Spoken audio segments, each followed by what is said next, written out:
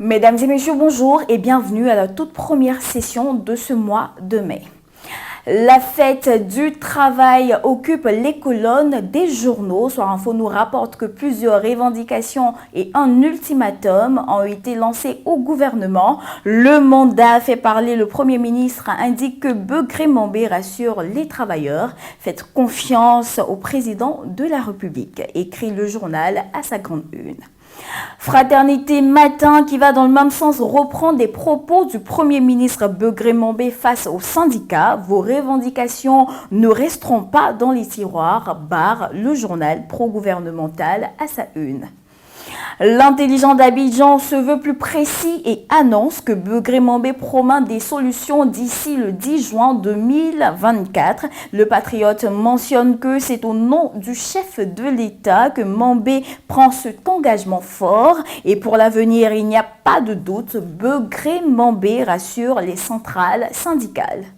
La fête du travail n'a pas occulté la politique. Ainsi, le Nouveau Réveil informe qu'en visite en France, Thiam attire les investisseurs de renom en Côte d'Ivoire. Et Dernier Heure Monde, quotidien proche du PDCI, reprend les propos de Thiam pour situer les ambitions de ce dernier. Notre projet est d'offrir une insertion réussie dans le monde du travail, rapporte le confrère.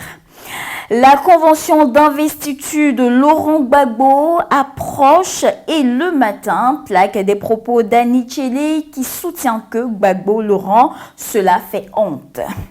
Et le journal renchérit que Gbagbo ne sera pas pourtant candidat en 2025. Le Jour Plus qui s'est intéressé à cette convention met à sa grande une les propos d'un cadre RHDP.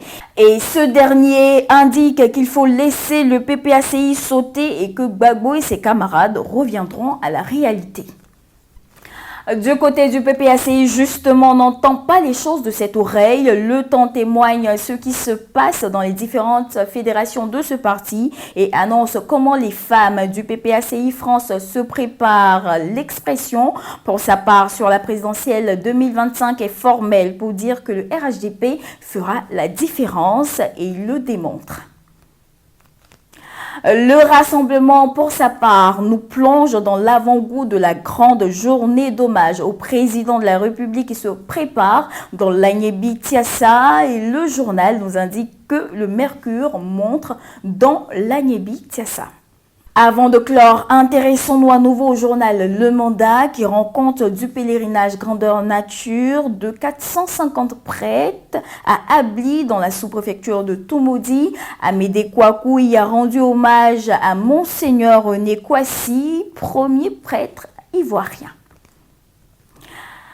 Et terminons à l'international avec la Centrafrique où un mandat d'arrêt vient d'être lancé contre François Bozizé. Mesdames et messieurs, voici ainsi dressé l'actualité du jour. Nous vous donnons rendez-vous demain, même heure, même canal. D'ici là, portez-vous bien.